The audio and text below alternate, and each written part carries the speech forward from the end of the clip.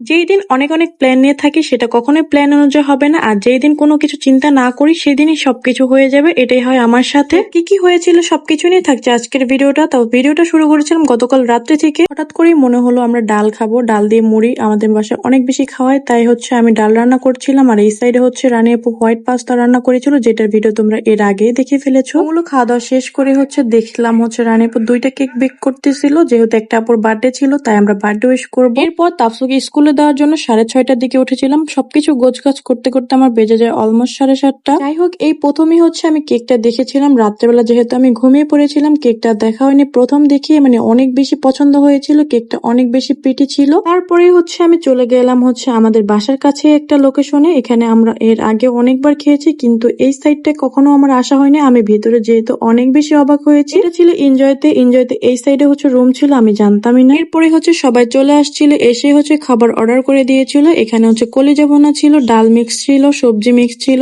তারপরে ছিল অনেকগুলো ডিম। আজকে কিন্তু বার্থডে গার্ল আমাদের ট্রিট দিচ্ছিল, আর ট্রিট খেতে কিন্তু অনেক বেশি ভালোই লাগে। আর বার্থডে গার্ল কিন্তু জানে না আমরা এত প্রিটি একটা কেক এনেছি। আর আজকের কেকটার সাথে আমার ড্রেসের সাথে কিন্তু একদম ম্যাচ হয়ে গিয়েছে, সেটাই আমি এখানে বলতেছিলাম। পরে চলে গেলাম শিল্পকলার ওখানে গিয়ে হচ্ছে ভাইরে ভাই আমার সাহসটা দেখো, আমি কাদের সামনে ভিডিও করছি। ওখানে যেহেতু আর্মি ক্যাম্প ছিল আমরা ভেবেছিলাম ওখানে যেতেই দিবে না, কিন্তু আমাদেরকে দেখে তারা হচ্ছে ওখান থেকে চলে যায়। আমার অনেক বেশি ভালো লেগেছিল, আর এত বেশি অবাক ছিলাম যে এখানে সবকিছু সাজানো গোছানো ছিল। এখানে এত সুন্দর ডেকোরেশন করা ছিল, যেটা আমরা এর আগে কেউই জানতাম না। সেজন্য বলেছিলাম যে চিন্তা ছাড়াই হচ্ছে আমার সাথে অনেক কিছু হয়ে যায়। অনেক অনেক হলো। এরপর রান্না বান্না করতে হবে। আমার অনেক বেশি টেনশন ছিল যে বাসায় যে আমার হচ্ছে অনেক বেশি রান্না করতে হবে, কিন্তু বাসায় এসে দেখি আমার জন্য সব রান্না রেডি। আমি তো অনেক বেশি খুশি হয়ে গিয়েছিলাম। রাত্রে ঠিক করা হয় আমরা হচ্ছে খিচুড়ির সাথে হচ্ছে গরুর মাংস ভুনা খাবো, সেটা আমার মানে প্ল্যান অনুযায়ী ছিল। বাসায় এসে দেখি রান্না অলমোস্ট শেষ। যাই হোক, যেহেতু নতুন বছর ঘরে এসেছে সেজন্য অনেক বেশি দই মিষ্টি আনা হয়েছে। আর আজকের ভিডিওটা এই পর্যন্ত, দেখা হবে নতুন কোনো ভিডিওতে। সবাইকে জানাই শুভ নববর্ষ।